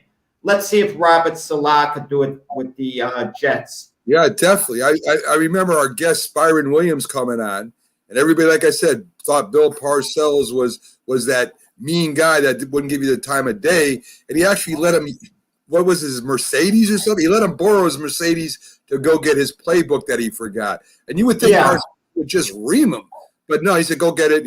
Here's the keys to my car. So, I mean, there is different sides that we don't see behind the scenes. Of course. Which is really cool. In 1995, Oliver McCall, Jack, beats Holmes for the heavyweight title in 12 rounds. I don't know. Well, Oliver McCall was defending his WBC title, as I recall. Right. Holmes didn't hold it at the time. Right. So Holmes is that one of his comebacks, Jack, where he was trying to go? Holmes was at the end of his career. Basically, he was a good, solid heavyweight then, but not the Larry Holmes we knew.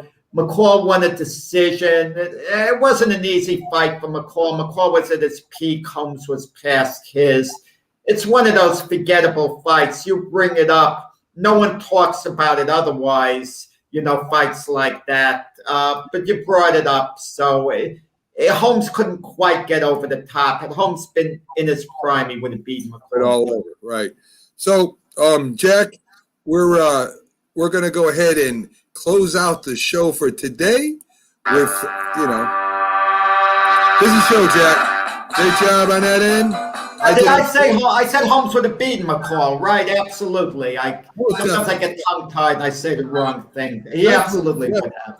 Well, at least you're not pushing the wrong buttons, Jack, and have all kinds of things going up. So, anyway, great show. Thanks, people, for joining us.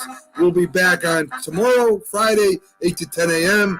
with some more big guests. We got Byron Williams, former NFL wide receiver, and we also got Keith Engel, the host of TGI Sports, most knowledgeable, know what they're doing, and they know a little bit more than us, which makes that great. So, Jack, have a great day. We'll see you all tomorrow.